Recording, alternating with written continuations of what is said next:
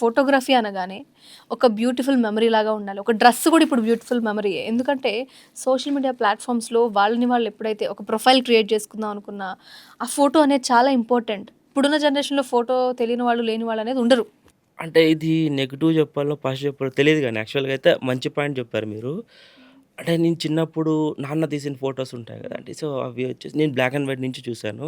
So, reel cameras ఉన్నాయి. ఆ reel cameras so, నా ఫోటోస్ పర్టిక్యులర్ నా ఫోటోస్ మా నాన్న ప్రతి ఒక్క ఏజ్‌లోనూ ఫోటోస్ తీసుకునేవాళ్ళు గదా! సో, ఆ ఫోటోస్ నేను చూసుకునేవాడిని. యాక్చువల్ చెప్పాలంటే ఆ క్వాలిటీ చాలా బెటర్ ఉందండి.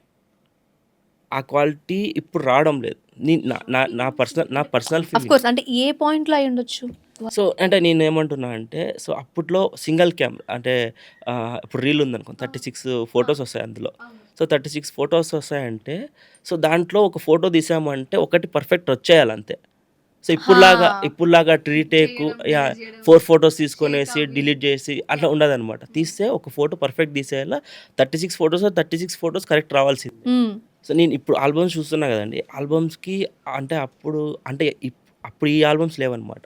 సో, ఇప్పుడొచ్చేసిన నాన్ టెరబుల్ ఆల్బమ్స్ 'క్యాన్వరా' అనేసి, 'కరిజ్మా' అనేసి ఇప్పుడొచ్చాయి. ఓకే. 'కరిజ్మా' వరకు ఓకే. Non tearable okay. అంతా ఓకే అండి. సో, కెమెరాస్ గూడా okay. So, better cameras use చేస్తున్నాము. అన్నీ ఓకే అండి. బట్ అప్పట్లో వచ్చే రిజల్ట్ ఉంటది. ఆ కెమికల్ యూజ్ చేసి వచ్చే ఫోటో క్వాలిటీ వేరుంది. ఇప్పుడొచ్చే ఫోటో క్వాలిటీ వేరు.